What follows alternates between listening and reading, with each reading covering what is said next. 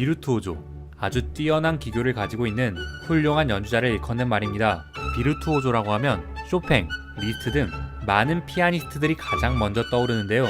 하지만 그 이전에 비르투오조계의 조상, 비르투오조계의 시조세라고 할 수 있는 한 사람이 있었으니 바로 이탈리아의 바이올리니스트 니콜로 파가니니입니다. 그는 믿을 수 없는 연주 실력 때문에 클래식 음악 역사상 가장 많은 뒷이야기와 온갖 해괴한 구설수에 오른 음악가이기도 한데요. 악마에게 영혼을 팔아 연주 실력을 얻었다는 소문에 지친 파가니니는 악마와 계약한 게 맞으니 제발 그만 좀 하라고 자포자기했다고 합니다. 오늘은 그의 대표작 중 하나이자 그의 작품 번호 1번인 무반주 바이올린을 위한 24개의 카프리스에 대해 알아볼 텐데요. 도대체 그의 음악에는 얼마나 어려운 기교들이 숨어 있을까요? 또 그는 왜 이렇게 곡을 어렵게 작곡하기 시작했을까요?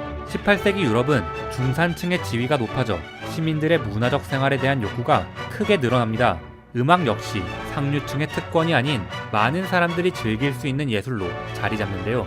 그에 따라 궁중이나 교회 행사 외에 음악회들을 경험할 기회가 없던 대중들을 위한 새로운 형식의 음악회 또한 생겨나기 시작했고, 여러 비르투오조들은 각 도시를 순회하며 연주회를 개최하기도 했습니다.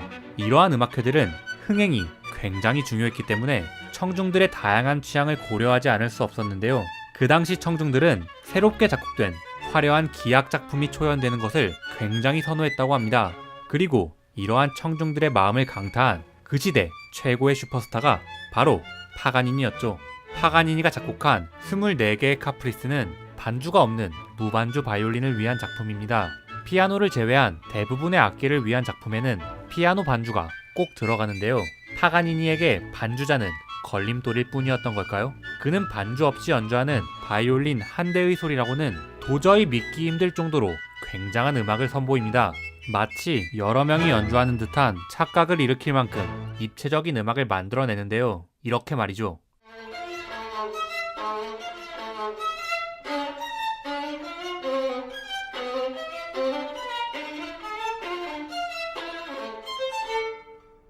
바이올린의 저음역과 고음역을 번갈아 연주하면서 두 대의 바이올린이 주고받는 듯한 효과를 만들어낸 부분입니다. 또 어느 곡에서는 이렇게 한 줄로는 멜로디를 연주하고 다른 한 줄로는 트레몰로를 하면서 혼자 노래와 반주까지 모두 소화해버리기도 합니다. 마치 비트박스를 하면서 속사포 랩을 하는 셈이죠. 여담으로 이 카프리스 6번은 리스트에 의해 피아노로 편곡되었는데요. 노래와 반주 두 가지 역할을 혼자 소화하는 바이올린을 표현하듯 리스트는 오직 왼손만으로 이 모든 움직임을 표현해냅니다. 또 파가니니는 이전에는 없던 새로운 주법들을 선보이며 듣는 이들 모두에게 큰 충격을 주었는데요. 첫 번째로 소개할 그의 무시무시한 테크닉은 바로 왼손 피치카토입니다. 피치카토란 현악기의 주법 중 하나인데요. 바이올린의 기본 연주 자세는 왼손을 현 위에 올려 음 높이를 조절하고 오른손으로 활을 움직여 소리를 내는 것입니다.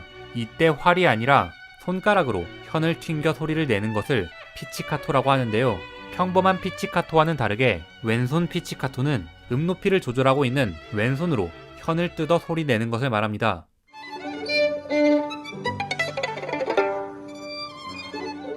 왼손 피치카토가 어려운 이유는 우선 소리 내는 것 자체가 굉장히 불편합니다. 오른손으로 피치카토를 할 때에는 손목의 스냅을 이용해 비교적 힘을 덜 들이고 소리를 낼 수 있지만 왼손으로 피치카토를 할 때에는 손가락을 지판에 붙인 상태에서 다른 손가락을 튕겨야 하기 때문에 손목을 자유롭게 움직이기 굉장히 까다롭죠.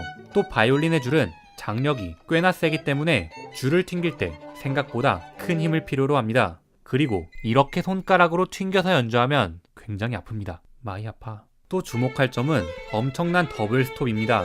더블 스톱이란 두 개의 바이올린 줄을 동시에 연주하는 것을 뜻하는데요. 파가니니의 더블 스톱은 이전의 어느 작품에서도 찾아볼 수 없던 새로운 특징이 있는데요.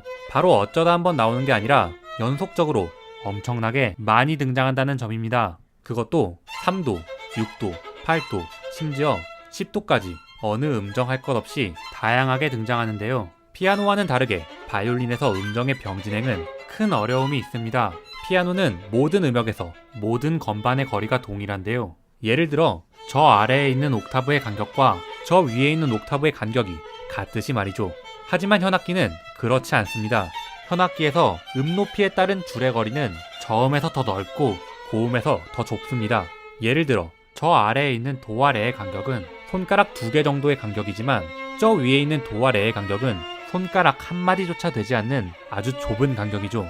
다시 말해 피아노에서 도레미파솔라시도를 옥타브로 연주한다면 모든 건반의 간격이 같아 연주가 용이하겠지만 바이올린에서 똑같이 옥타브를 연주한다면 매 순간 옥타브의 간격이 바뀌어 굉장히 골치 아프겠죠. 또 더블 스톱 말고도 트리플 스톱, 쿼드라플 스톱 같이 3, 4개의 줄을 동시에 연주하기도 하는데요. 이러한 연주법을 멀티플 스토핑이라고 합니다. 파가니니의 카프리스 중 가장 유명한 마지막 24번째 카프리스에는 트리플 스톱의 연속으로 이루어진 부분이 등장하는데요. 이 곡에서 가장 박력있고 멋있는 부분이라고 느껴질 만큼 폭발적인 힘이 느껴지는 부분입니다. 영화 파가니니 악마의 바이올리니스트에서는 바로 이 부분을 연주할 때 여성 관객 중 한 명이 실신하는 장면을 연출하기도 했죠. 또 바이올린은 음높이와의 전쟁이라고 할 수 있을 만큼 음높이에 예민한 악기인데요. 현악기는 우리가 알고 있는 12개의 음보다 훨씬 더 많은 음들을 소리낼 수 있습니다.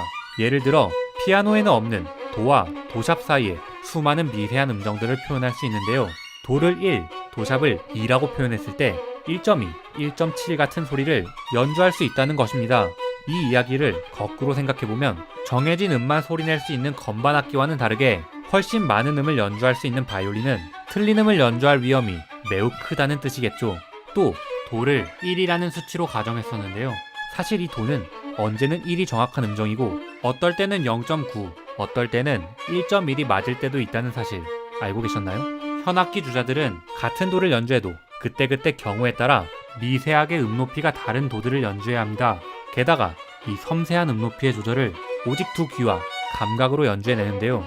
이 내용에 대해서는 추후에 평균율과 순정률에 대한 영상에서 다루도록 하겠습니다. 다시 파가니니로 돌아와서 여기 파가니니의 작품에는 보시다시피 눈이 휘둥그레지는 엄청난 초고음들이 있습니다. 이 수많은 덧줄들 보이시나요? 바이올린의 고음이 어려운 이유는 사실 앞서 언급했는데요. 바이올린의 고음부는 음 높이를 조절하기 굉장히 어렵습니다. 고음에서는 음 간의 간격이 손가락 한 마디조차 되지 않을 만큼 좁아 조금이라도 틀린 위치에 손을 가져다 댄다면 전혀 다른 음이 나버리죠.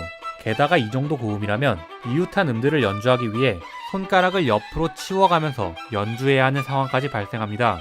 그냥 정확한 음 높이를 연주하는 일도 굉장히 까다로운데 조금만 움직여도 다른 음이 돼버리는 이 무지막지한 고음들을 보면 오늘 연주 음만 맞으면 좋겠다 라는 말이 자동으로 나올 것 같네요. 이 밖에도 활 테크닉, 왼손의 다양한 테크닉 등 어려운 점이 한두 가지가 아니지만 결과적으로 파가니니는 바이올린 기교의 발전에 지대한 영향을 끼쳤습니다.